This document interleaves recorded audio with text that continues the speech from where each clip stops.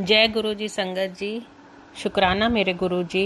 संगत जी, आज मैं गुरु जी की मेहर से अपना नया चैनल गुरु जी की सेवा शुरू करने जा रही हूँ। इस चैनल पे गुरु जी के सत्संग शेयर किए जाएंगे। संगत जी, आप लोग भी अपना सत्संग अगर शेयर करना चाहते हैं तो आप मुझे व्हाट्सएप पे या मेल आईडी पे भेज सकते हैं। नीचे डिस्क्रिप्शन बॉक्स में व्हाट्सएप नंबर और मेल आईडी दी गई है। संगत जी, आप अपना सत्संग उस पर लिखकर या बोलकर मुझे सेंड कर सकते हैं। संगत जी, गुरु जी के साथ मेरी जर्नी बहुत बहुत बहुत समय पहले शुरू हुई, जिसके बारे में मैं आपको नहीं बता सकती, क्योंकि मुझे ही अच्छे से याद नहीं है कि गुरु जी के साथ मेरी जर्नी शुरू कब हुई। मुझे तो यूं लगता है गुरु संगत जी कि मेरी जर्नी गुरु जी के साथ पता नहीं कितने जन्मों से शुरू हुई है। मैं नहीं जानती कि कौन से जन्म में मेरी जर्नी गुरु जी के साथ शुरू हुई है। हाँ, इतना कह सकती हूँ कि संगत जी, गुरु जी के साथ इस जन्म में मुझे जहाँ तक याद आता है कि 2016 में मैं गुरु जी से जुड़ी हूँ। मेरे साथ गुरु जी के साथ जुड़ने के बाद हर रोज, हर पल, हर क्षण नए नए एक्सपीरियंस होते हैं। संगत जी, कोई एक पल ऐसा नहीं होता जब मैं गुरु जी मुझे चमत्कार ना देते हों, गुरु जी मुझे ब्लेस ना करते हों।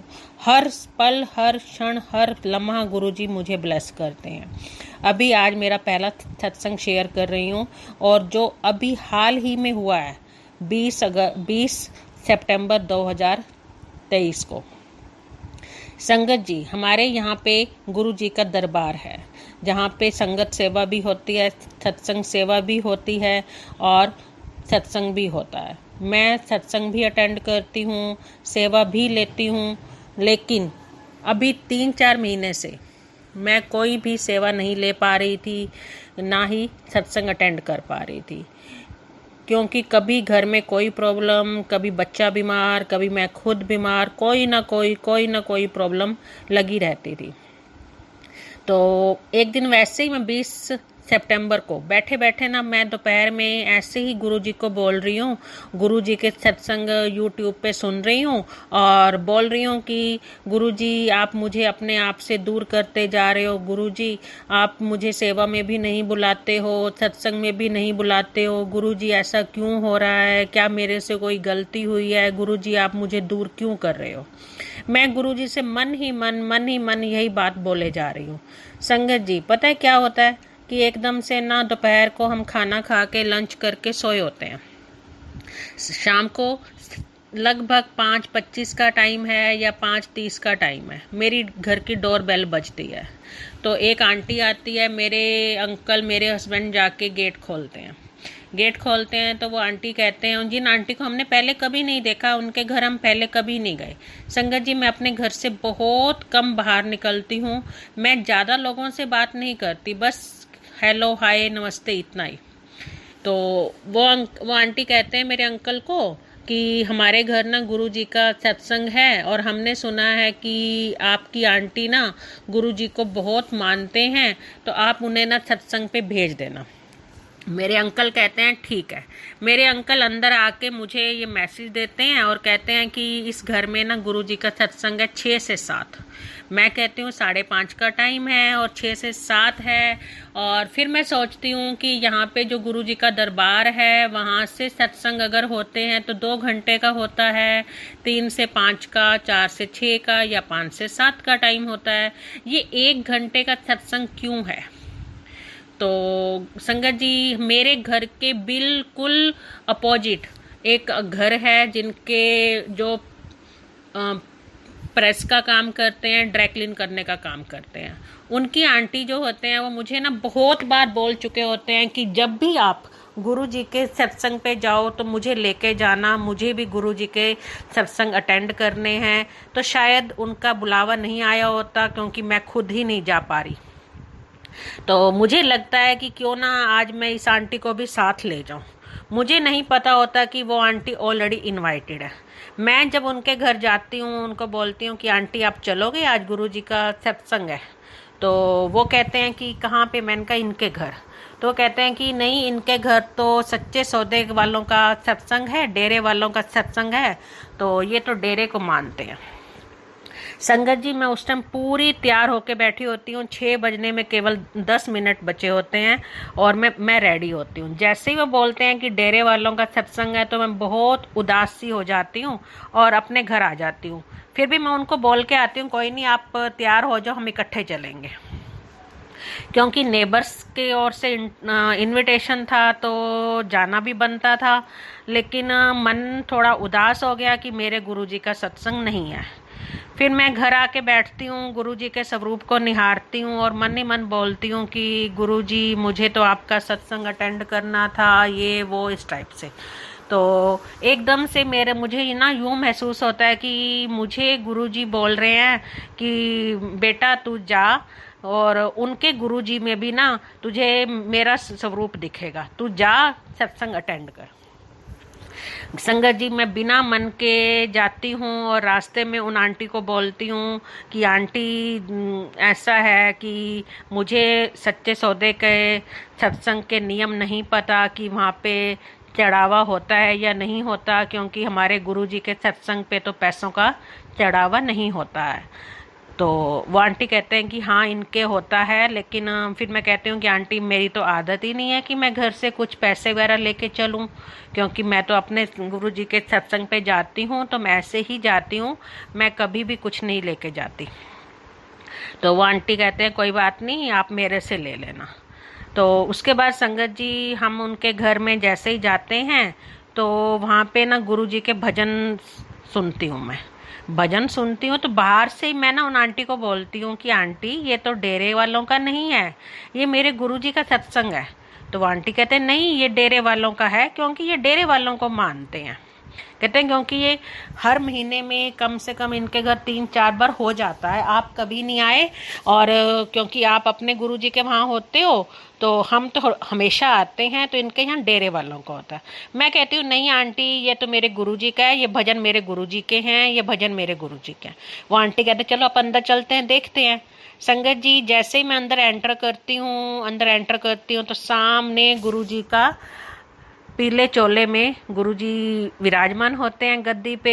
एक पीले चोले में स्वरूप होता है और एक सफ़ेद चोले में स्वरूप होता है, और गुरुजी बहुत बहुत बहुत मीठी प्यारी प्यारी हंसी स्माइल कर रहे होते हैं।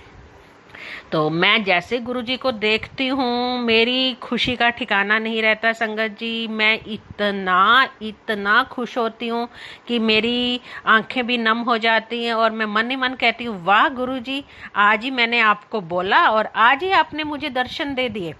तो संगत जी, वहाँ पे ना एक वैभव अंकल होते हैं, वो वैभव अंकल की नानी का घर होता है। तो वैभव अंकल ज़्यादा बड़े नहीं हैं एज में, वो 14-15 साल के हैं। वो मुझे कहते हैं कि आंटी आप ना वहाँ बैठो, और मुझे कहते हैं आंटी मैं तो आपका इंतज़ार कर रहा था, आप कि आप अभी आओगे। और वो वैभव अंकल जी मुझे बिल्कुल गुरुजी के स्वरूप के पास बैठने के लिए कहते हैं। तो मैं वहाँ बैठ जाती हूँ। तो फिर वो वैभव अंकल मेरे पास आते हैं और कहते हैं कि ना आंटी, हम चाय प्रसाद की सेवा शुरू करें। मैं मन में ही सोचती हूँ कि ये लोग मेरे से क्यों पूछ रहे हैं, मुझे नहीं समझ आता। मैं वैसे ही ना सिर हिला के बोल देती हूँ हाँ। तो थोड़ी देर में ना वैभव अंकल फिर मेरे पास आते हैं और मुझे कहते हैं कि आंटी एक बार आना, मेरी मामी आपको बुला रहे हैं। तो मैं वहाँ जाती हूँ, उनकी किचन में जाती हूँ। तो वो आंटी मुझे कहते हैं आगे, वैभव अंकल की मामी, कि हम तो सच्चे सौदे को मानते हैं, हम गुरुजी को नहीं मानते। तो ये तो वैभव अंकल ने जिद करी, तो हमने गुरुजी का सत्संग बच्चों ने 1 घंटे का यहाँ पे सत्संग शुरू किया है। तो हमें तो सत्संग के बारे में कुछ नहीं पता कि गुरुजी के क्या नियम हैं और कौन सी सेवा किस ढंग से होती है, हमें कुछ नहीं पता। तो क्या आप पूरा संभाल लोगे? फिर मैं मन ही मन कहती हूँ, वाह गुरुजी, मैंने तो आपसे आज सेवा के लिए भी बोला और आपने मुझे सेवा ऐसी वक्त बख्शी कि सारी सेवा ही मुझे करनी है, सारा सत्संग ही मुझे संभालना है। तो मैं मन ही मन गुरुजी का शुक्राना करती हूँ और आंटी को बोलती हूँ, हाँ क्यों नहीं, मैं सारा संभाल लूँगी, आप टेंशन मत लो। तो संगत जी उसके बाद चाय प्रसाद की सेवा, जल प्रसाद की सेवा, लंगर सेवा सारा मैं ही संभालती हूँ। और फिर सत्संग के अंत में जैसे हम शुक्राना बोलते हैं गुरु जी का, तो वो शुक्राना भी मैं बोलती हूँ। और मैं नोटिस करती हूँ कि ज़्यादा संगत नहीं होती, क्योंकि बच्चों ने ही किया होता है, और तो उन लोगों ने ज़्यादा को इनवाइट भी नहीं किया था। मुश्किल से 15-20 लोग थे। तो मैं ये भी नोटिस करती हूँ कि जो जो संगत वहाँ आई थी वो गुरु जी के बारे में किसी भी संगत को कुछ नहीं पता था, एक मेरे सिवाय और एक वैभव अंकल के सिवाय। बाकी सब संगत न्यू थी जो गुरु जी के बारे में जिन्हें कुछ नहीं पता था। तो मैं वहाँ उन्हें गुरुजी के सत्संग के नियम भी बताती हूँ और अपने सत्संग भी शेयर करती हूँ। तो सारी संगत बड़े ध्यान से सत्संग सुनती हैं, गुरुजी के नियम सुनती हैं और लंगर प्रसाद लेती हैं, और गुरुजी से आज्ञा लेके संगत अपने अपने घर चली जाती है।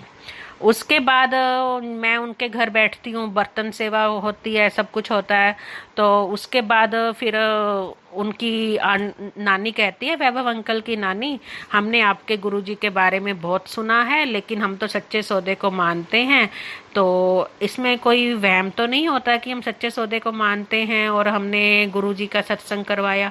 तो मैंने बोला कि सब गुरु एक ही होते हैं, सब भगवान एक ही होते हैं। आप देखोगे तो आपको मेरे गुरु में आपके गुरु दिखाई देंगे, मुझे आपके गुरु में मेरे गुरु दिखाई देंगे।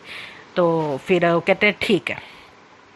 फिर मैं एक संगत जी, ये सत्संग तो इतना कि गुरुजी ने मेरी अरदास कबूल की। मेरी एक तरह से शिकायत भी थी गुरुजी से कि मैं आपके सत्संग में नहीं जा पा रही हूँ, आपकी सेवा नहीं कर पा रही हूँ। तो गुरुजी ने मुझे सत्संग में जाने का मौका भी दिया और सेवा करने का मौका भी दिया।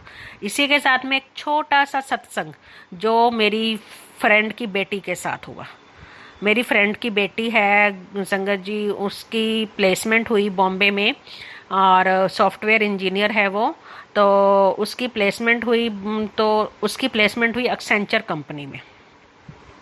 संगत जी वो प्लेसमेंट मतलब वो कॉलेज में थी लास्ट सेमेस्टर में, उस समय उसकी प्लेसमेंट हुई, और प्लेसमेंट होने से लेकर ज्वाइनिंग तक का लगभग जो टाइम पीरियड रहा गैप का, वो लगभग 9 मंथ का रहा, क्योंकि 6 मंथ तो उसकी डिग्री के ही कंप्लीट होने में रहते थे और उसके 3 मंथ बाद। तो जैसे ही उसका ज्वाइनिंग टाइम आता है और डॉक्यूमेंट्स के रिगार्डिंग कंपनी की मेल आती है, एक्सेंचर कंपनी की मेल आती है, तो उसमें लिखा होता है कि e PAN card not allowed. अब मेरी फ्रेंड की बेटी का ने पैन कार्ड तो बनवाया होता है बहुत पहले से, लेकिन उसको ये नहीं पता होता कि वो pan card e PAN card है या नॉर्मल पैन कार्ड है। वो अपना पैन कार्ड चेक करती है तो उसका पैन कार्ड ई पैन निकलता है। वो बहुत ज़्यादा टेंशन में हो जाती है, बहुत ज़्यादा टेंशन में हो जाती है, जिसकी कोई लिमिट नहीं होती, क्योंकि ज्वाइनिंग में केवल 5 डेज रहते हैं। 5 डेज रहते हैं तो वो बहुत ज़्यादा परेशान होती है। ये बात है संगत जी पिछले साल नवंबर की। तो इतने में 26 नवंबर को उसकी ज्वाइनिंग होती है 1 दिसंबर की, और उसने वहाँ पे बॉम्बे जाना होता है, उसकी फ़्लाइट होती है 30 नवंबर की। 26 नवंबर को हमारे यहाँ से बड़े मंदिर के लिए बस जाती है। मैं उसमें जा रही होती हूँ, मेरी फ्रेंड सारी बात मुझे शेयर करती है। तो मैं कहती हूँ कि आप एक काम करो, अपनी बिटिया को मेरे साथ भेजो, अगर आपको चलना है तो आप भी चलो। मैं गुरुजी के यहाँ बड़े मंदिर जा रही हूँ, आपकी बिटिया को लेके जाऊँगी, और वहाँ पे आपकी बिटिया भी अरदास करेगी, मैं भी अरदास करूँगी, सब कुछ ठीक होगा, आप घबराओ मत। वो कहते हैं ठीक है। उनकी तो मेरी फ्रेंड अपनी बिटिया को मेरे साथ भेजती है। उनकी बिटिया जाती है, लेकिन मुंह बनाते हुए जाती है, क्योंकि बच्चे आपको पता है संगत जी आसानी से किसी गुरु को नहीं मानते, और जो इंजीनियर हों तो वो वैसे ही नहीं मानते। तो कोई बात नहीं, सारा रास्ता मैं उसको कहती हूँ बेटा आप एक काम करो, आप गुरुजी का मंत्र जाप बोलते रहो। वो मेरी बात मानती है और गुरुजी का मंत्र जाप बोलती रहती है।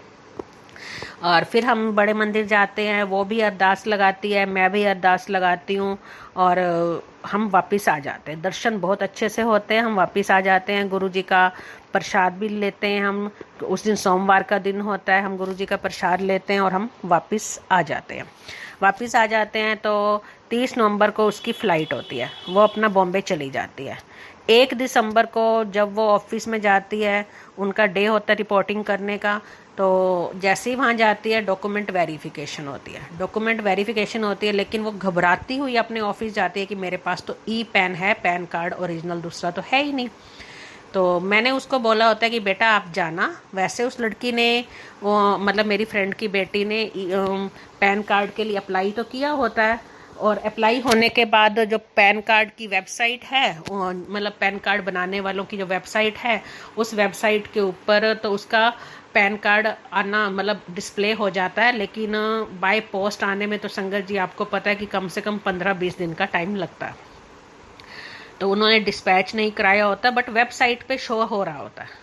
तो संगत जी मेरी फ्रेंड के जो हस्बैंड हैं वो थोड़े से मतलब आईटी फील्ड से हैं संबंधित, तो उन्हें थोड़ी आईटी फील्ड की जानकारी है। वो अपनी बिटिया को बोल देते हैं, समझा देते हैं कि इस वेबसाइट अगर कंपनी में कोई प्रॉब्लम होती है पैन कार्ड को लेके, तो आप उनको बोल देना कि इस वेबसाइट के ऊपर मेरा पैन कार्ड डिस्प्ले हो रहा है, आप लोग देख सकते हैं।